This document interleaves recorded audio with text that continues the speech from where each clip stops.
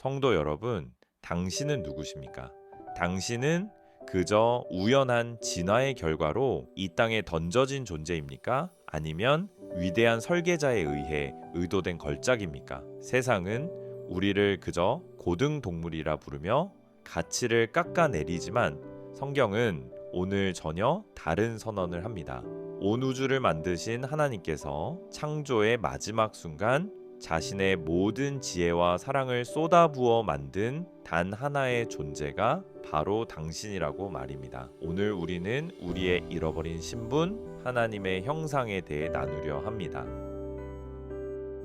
반갑습니다. 진리의 그루터기를 지키는 반장입니다. 우리는 지난 강의들을 통해 하나님이 어떻게 생명의 터전을 닦으셨는지 보았습니다. 이제 그 터전의 주인공이 등장할 차례입니다. 하나님은 우리를 단순한 관리자가 아닌 그분의 영광을 투영하는 영광스러운 대리자로 부르셨습니다. 본격적인 강의에 앞서 우리 존재의 목적을 일깨워줄 하나님의 말씀, 창세기 1장 26절에서 28절을 겸손히 봉독하겠습니다.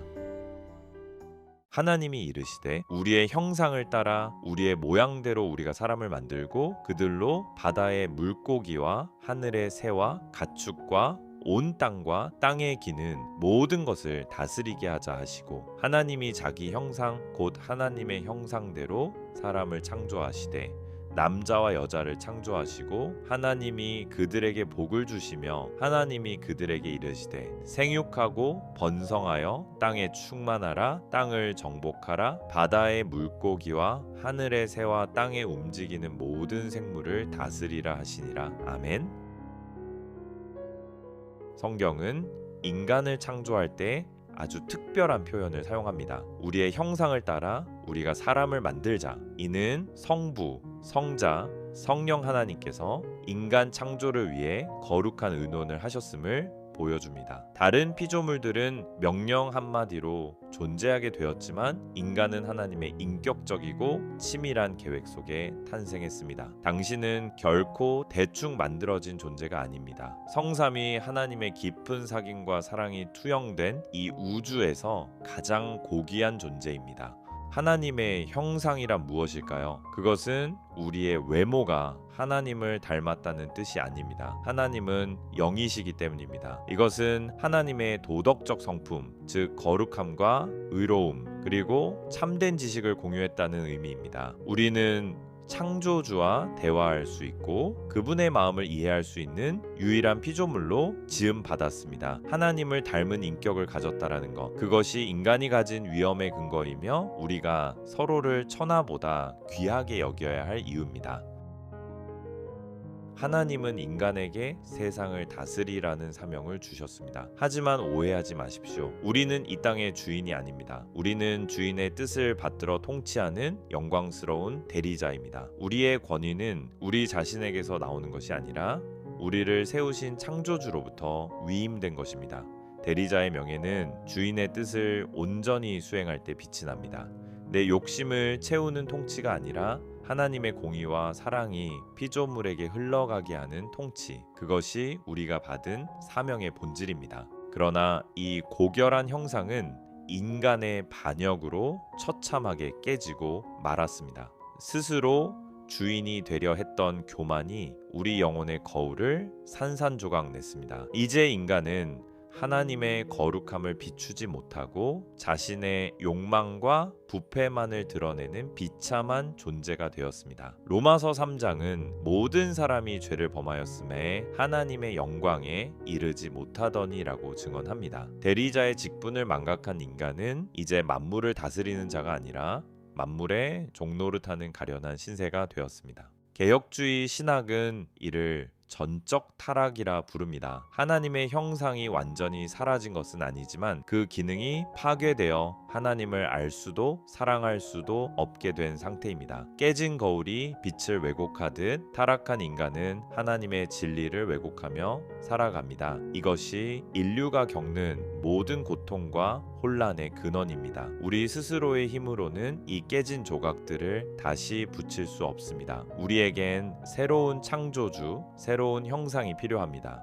바로 이때 하나님은 우리에게 완벽한 형상을 보내주셨습니다. 골로새서 1장은 예수 그리스도를 가리켜 보이지 아니하는 하나님의 형상이라고 선포합니다. 우리가 잃어버린 그 거룩함과 의로움을 온전히 가지고 이 땅에 오신 분입니다. 예수님은 우리가 실패했던 영광스러운 대리자의 본을 완벽하게 보여주셨습니다. 그분은 자신의 뜻이 아닌 아버지의 뜻에 온전히 복종하심으로 하나님의 영광이 어떻게 피조물에게 전달되는지를 십자가를 통해 증명하셨습니다.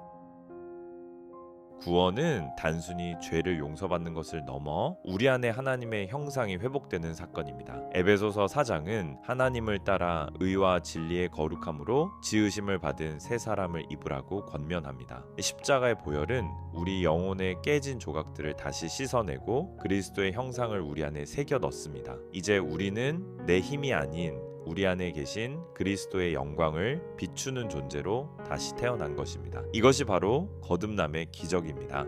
회복된 성도에게는 다시 사명이 주어집니다. 생육하고 번성하여 땅을 정복하라 다스리라. 이 명령은 세상을 파괴하라는 폭력이 아닙니다. 하나님의 통치가 미치지 않는 곳이 없도록 복음의 빛을 들고 세상 구석구석을 하나님의 질서로 정돈하라는 명령입니다. 당신의 직장, 가정, 만남의 자리에서 하나님의 공의를 실천하고 계십니까? 회복된 대리자는 자신이 선 그곳을 하나님의 정원으로 바꾸어 가는 자들입니다.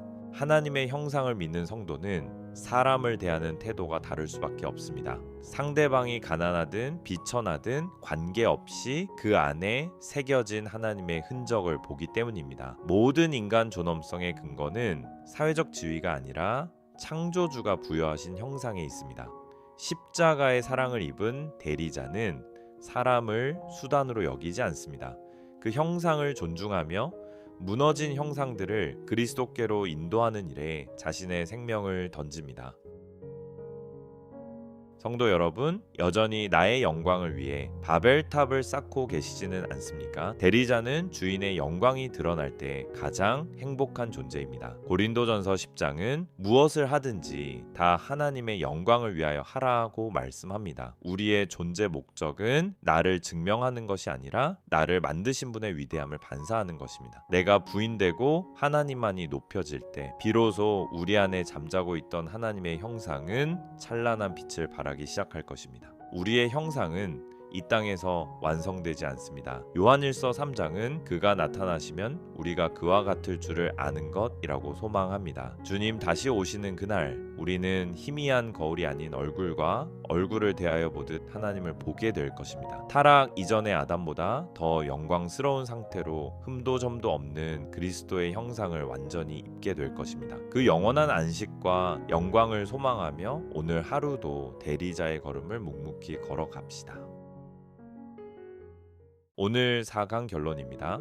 하나님은 우리를 자신의 형상으로 빚으시고 온 세상을 다스릴 영광스러운 대리자로 세우셨습니다. 비록 죄로 인해 깨졌으나 그리스도 안에서 우리는 다시 회복되고 있습니다. 다음 5강에서는 모든 창조의 마침표이자 인간의 공로가 배제된 완벽한 쉼, 완성된 안식에 담긴 십자가의 비밀을 나누겠습니다. 오직 십자가만 높이는 이 여정에 끝까지 함께해 주십시오. 지금까지 복음의 그루터기 반장이었습니다. 감사합니다.